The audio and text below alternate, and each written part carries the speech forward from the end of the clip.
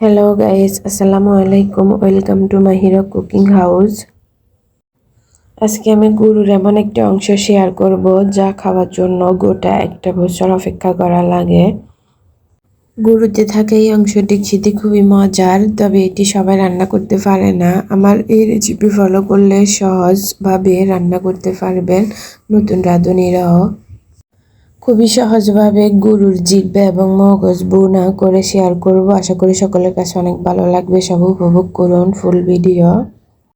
এই রেসিপি তৈরি করতে সবার প্রথমে যে উপকরণ লাগবে তা হচ্ছে গরুর জিহ্বা। আর গরুর জিহ্বাটি আমি প্রথমে পরিষ্কার করে নেব।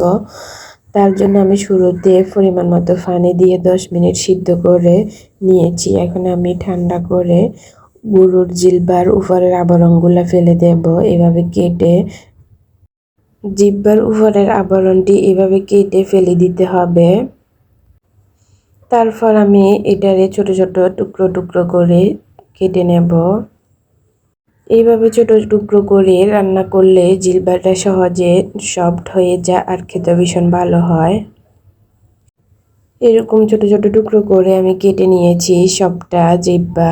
তারপর আমি কড়াইতে পরিমাণ মতো তেল দিয়ে তেলের মধ্যে গোলমরিচ, এলাচ, দারুচিনি, তেজপাতা দিয়েছি।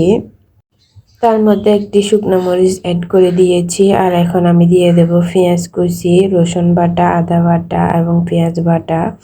সব উপকরণ দিয়ে আমি 5-6 মিনিট এভাবে একটু নেড়ে চেড়ে ব্রাউনিশ কালার আসা পর্যন্ত পেঁয়াজগুলারে ভেজে নেব। তারপর আমি এর মধ্যে অ্যাড করব জিহ্বাগুলো দিয়ে এভাবে নেড়ে ছেড়ে কিছুক্ষণ শুরুতে ভেজে নেব পেঁয়াজ রসুনের সাথে। তারপর এখানে অ্যাড করব স্বাদ মতো লবণ। স্বাদ অনুযায়ী লবণটা অ্যাড করে তার মধ্যে 1 টিস্পুন হলুদ এবং 1 টিস্পুন লাল মরিচের গুঁড়ি, 1 টিস্পুন জিরা এবং ধনিয়া গুঁড়ো অ্যাড করব।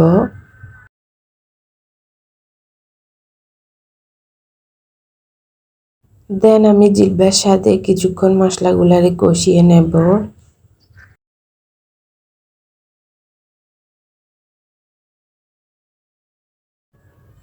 মশলাগুলো দিয়ে কিছুক্ষণ কষিয়ে নিয়েছি 2 মিনিটের মতো। তার মধ্যে এখন পানি অ্যাড করে দেব রান্না করার জন্য।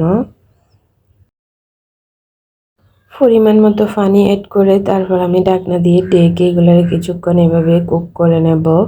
এভাবে 10-12 মিনিট কুক করার পর রান্নাতে যে পানি দিয়েছিলাম পানিগুলো একটু শুকিয়ে আসছে। এরপর অ্যাড করেছি গরুর মগজটা অ্যাড করে অনবরত নেড়ে চেড়ে জিহ্বার সাথে ভালোভাবে মিক্স করে নিতে হবে। এইভাবে নাড়তে নাড়তে আমি যে পরিমাণে পানি দিয়েছিলাম পানিগুলো একদম শুকিয়ে গেছে আর মগজ এবং জিহ্বার উপরে তেলগুলো বেশি উঠেছে। এই পর্যায়ে আমি আর কিছু পানি অ্যাড করব। জিহ্বা রান্না করার পরে শক্ত হয়ে যায়, তাই ভালোভাবে সফট করার জন্য আমি আরও কিছু পানি অ্যাড করে আরও কয়েক মিনিট এগুলার কুক করে নেব। এখানে আমি আরও কিছু গরম পানি অ্যাড করে তারপর ঢাকনা দিয়ে ঢেকে আরও 10-15 মিনিটের মতো কুক করে নেব। আর কুক করতে করতে একদম যে পরিমাণে পানি অ্যাড করেছিলাম পানিগুলো শুকিয়ে নেব। আর উপরে যখন তেলগুলা বেশি উঠবে এই পর্যায়ে বুঝে নিতে হবে আমার রান্না ডান।